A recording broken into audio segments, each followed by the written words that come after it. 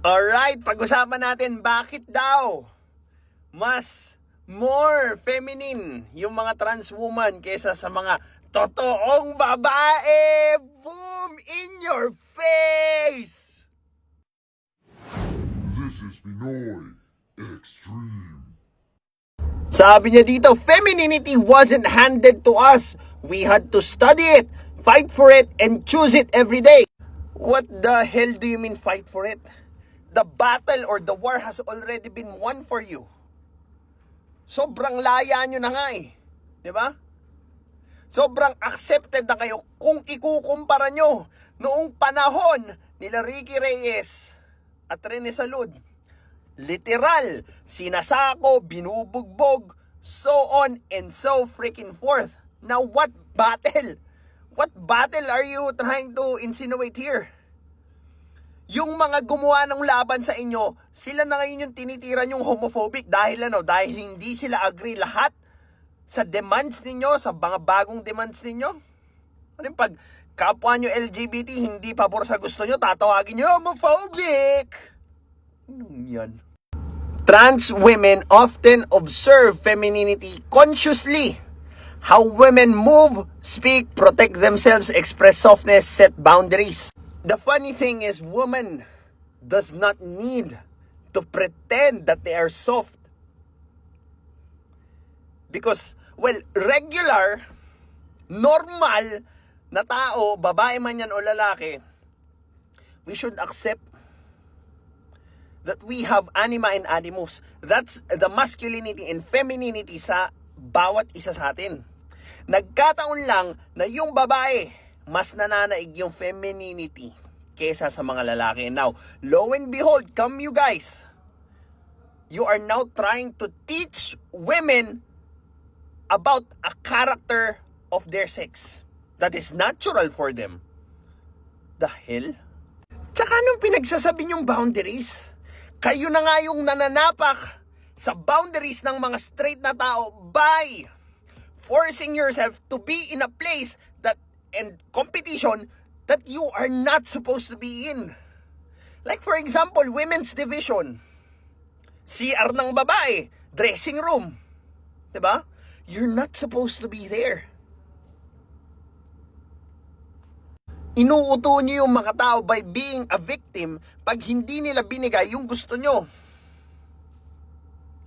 At the expense of the space and glory of real women.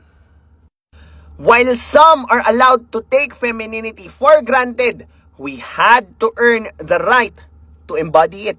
No one's stopping you from embodying femininity. But of course, there's a limit. Pag pumasok na yung karapatan ng ibang tao, doon na nagtatapos yung mga karapatan ninyo. Ganyan yung bigayan. No, you did not earn the femininity that you are trying to talk about.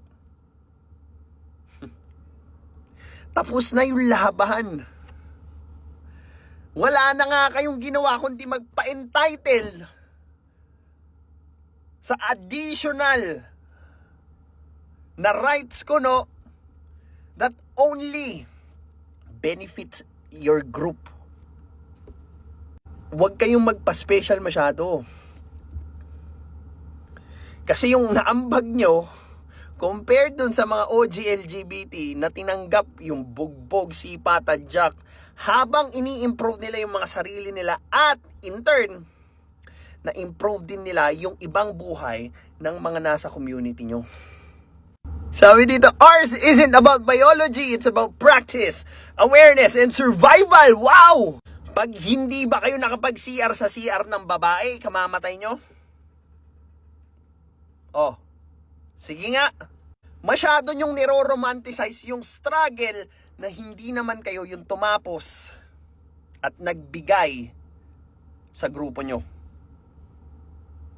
Minana nyo na lang yan doon sa mga naunang OG LGBT na siyang binabastos nyo ngayon at sinasabihan yung homophobic kasi nga hindi sila aligned doon sa ibang gusto ninyo. Meaning, napansin nila na sumusobra na kayo. Femininity became a language we learn fluently because this is us, not a face, it's our identity. Okay, fine by me, fine by us. Be feminine as you want. Pero not when you are going overboard.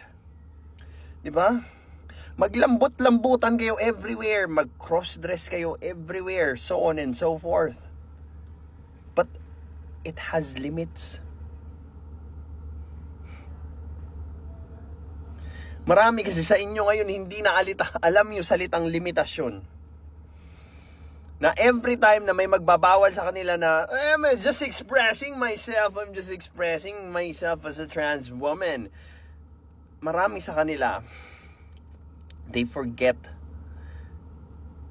that there exists na ibang mga tao that has other preference, other truth. Pero dahil entitled na nga sila at pa-victim sila doon sa mga bagay na hindi nila makukuha, ang pinaka-technique nila para makuha nila yung gusto nila is to shout that they are offended, that they are kinakawawa. Parang aping-api. Diba? Yun yung language nila magpaawa, mag-demand, maging entitled.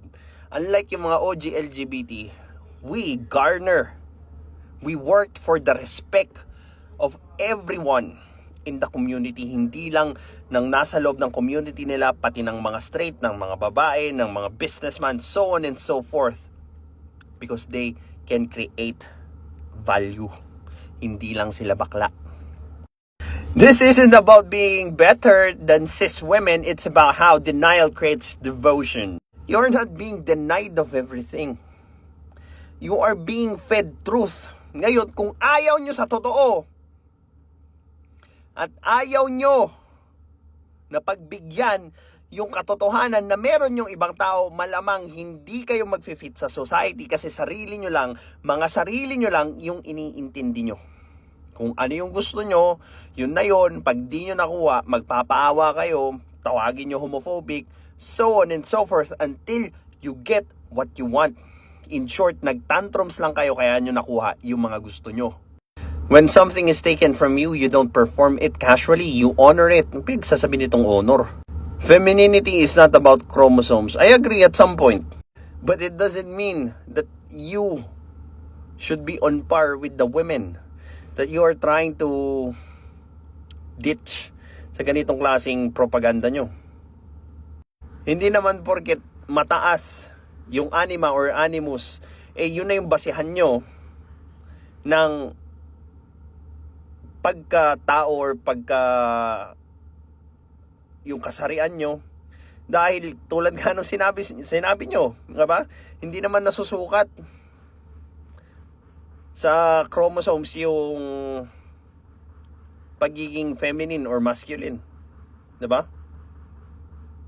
But that's fine. We're fine with it. How about you? It's intention. Anong intention nyo? Diba? It's resilience daw. Kala mo naman, aping-api sila ngayon. Napakalaya nyo na nga ngayon eh. Yung choice na yan, may kaakibat na ibang bagay yan. Hindi pwedeng choice mo lang, pero ayaw mong kunin yung responsibilidad na kasama ng choice mo. Gusto mo puro masaya, puro happy ending, puro Pasko parati, kayo nasusunod, so on and so forth. That's just being entitled. Jamie Casinyo. Ay, nako. Well, this is Pinoy Extreme. Have a good day.